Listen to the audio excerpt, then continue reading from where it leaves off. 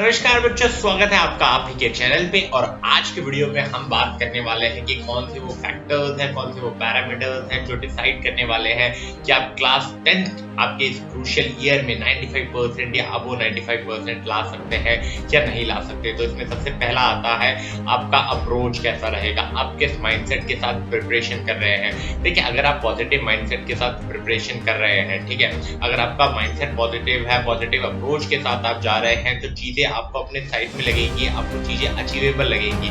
But अगर आप negative mindset के साथ जा रहे हैं और आपको लगता है कि चीजें अचीवेबल नहीं है, चीजें मुश्किल हैं, तो आपको चीजें मुश्किल लगेंगी।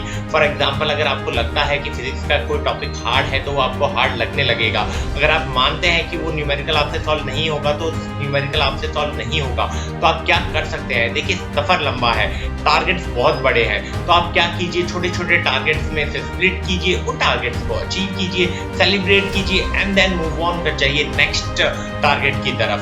और ऐसे ऐसे कंसिस्टेंसी के साथ जब आप छोटे छोटे टारगेट्स को अचीव करेंगे तो एट द एंड जब आपका रिजल्ट आएगा तो उस रिजल्ट में आपका जो ये कंसिस्टेंसी है वो रिफ्लेक्ट बैक करेगा। दूसरी एक और चीज है सेल्फ कंट्रोल होना।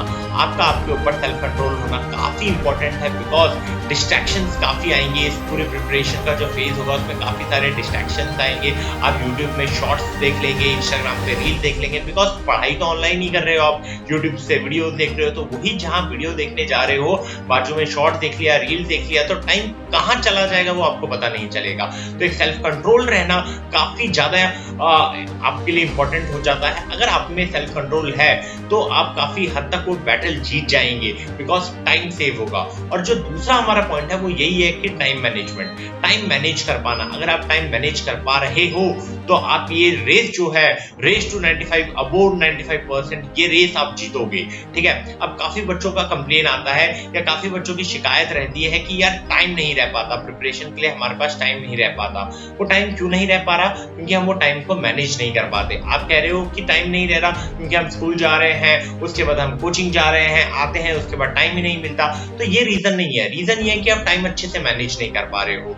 ठीक है, आप क्या करते हो, आप यूट्यूब शॉर्ट्स में, इंस्टाग्राम रील्स में, ये सब आलतू फालतू चीजों में अपना टाइम वेस्ट कर रहे हैं। ठीक है, तो अब ये तो पहला चीज था जहां आप अपना टाइम वेस्ट कर रहे थे। दूसरा पॉइंट क्या है? दूसरा पॉइंट ये है कि आप अपने नोट्स नहीं बना रहे हैं। ठीक है, नोट्स नहीं बना रहे हैं, उससे टाइम कैसे वेस्ट हो रहा है? देखिए, मान लीजिए आप एक वीडियो देख रहे हो, केमिकल रिएक्शन एंड इक्वेशन का आधे घंटे का वीडियो है, जिसमें आपने एक टॉपिक पढ़ा है टाइप्स ऑफ केमिकल रिएक्शंस।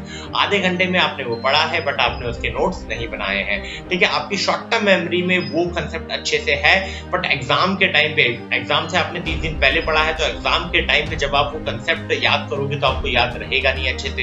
फिर आप वही आधे घंटे का वीडियो वापस से देखोगे और सिर्फ उसे कंसेप्ट के लिए नहीं देखोगे, आप 10-15 कंसेप्ट के लिए एक साथ देखोगे, तो वो आधे आधे घंटे की 10-15 वीडियोस अगर आप देखने जाओगे तो टाइम तो आपके पास नहीं बचेगा ना।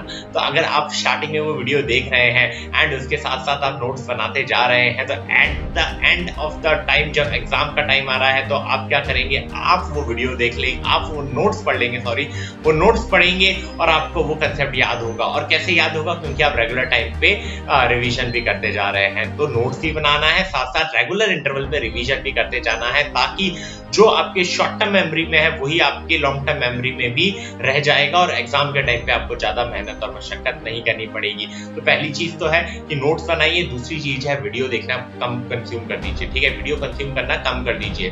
आप एक ही टॉपिक के लिए 4-5 जगह से आप पढ़ाई करते हैं। आप स्कूल में वही चीज पढ़ते हैं, आप ट्यूशन में वही चीज पढ़ते हैं, देन उसके बाद आप वीडियो देख लेते हैं उसके 3-4। तो इतना ज्यादा वीडियो कंज्यूम करना भी सही नहीं है। आपने स्कूल से पढ़ लिया, आपने ट्यूशन से पढ़ लिया, हुआ तो एक और वीडियो देख ली, उसके बाद आप एनसीईआरटी पढ़िए, उसके क्वेश्चन लगाइए। ठीक है, सिर्फ वीडियो देखने से काम नहीं चलेगा, आपको खुद से पढ़ना पड़ेगा, खुद से उसके क्वेश्चन सॉल्व करने पड़ेंगे, पीवाईक्यू सॉल्व करने पड़ेंगे, तब जाकर आपको आपका जो कंसेप्ट है वो एकदम क्रिस्टल क्लियर होगा। ठीक है, तो टाइम मैनेजमेंट कैसे करना है और चीजों को कैसे मैनेज करना है वो कवर हो गया। तीसरा जो पॉइंट है, तीसरा वो पॉइंट है वो है एनालाइज एंड रिफ्लेक्ट। देखिए, क्लास 10th जब तक आप बोर्ड दोगे उससे पहले आप काफी सारे एग्जाम दे चुके होंगे, तो सारे एग्जाम में आप क्या गलती कर रहे हैं, अगर आप वो काउंट कर ले, उसे एनालाइज करें और रिफ्लेक्ट बैक करेंगे तो धीरे धीरे क्या है, आपकी गलतियां कम होने लगेंगी।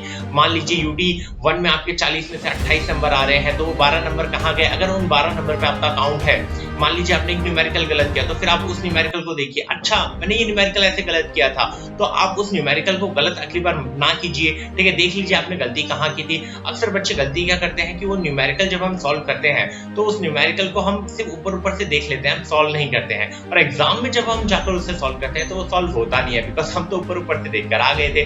तो ऊपर से जब चीजों को देखते हैं ना तो एग्जाम टाइम पे वो हेल्पफुल नहीं रहती है। इसलिए अच्छे से सॉल्व करना है चीजों को और अपनी गलतियों को एनालाइज करना है और रिफ्लेक्ट बैक करना है। तो जैसे जैसे एग्जाम का टाइम पास आता जाएगा आपकी गलतियां कम होती जाएंगी और आपके मार्क्स बढ़ते जाएंगे, अपनी इंप्रूवमेंट बढ़ती जाएगी।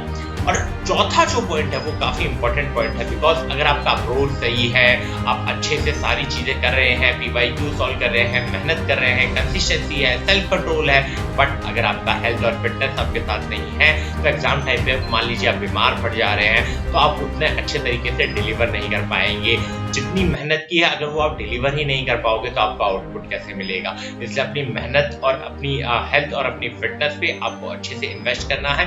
डेली 30 मिनट्स अगर आप एक्सरसाइज करते हैं, 10 to 15 मिनट्स अगर आप मेडिटेशन को देते हैं तो वो एक अच्छा आउटपुट आपकी हेल्थ आपको एग्जाम टाइम पे देगी, आप बीमार नहीं रहेंगे और आप अच्छे से डिलीवर करेंगे। तो जो आपका मेहनत है उस मेहनत का आउटपुट तभी आपको अच्छा मिलेगा जब आपकी हेल्थ अच्छी होगी।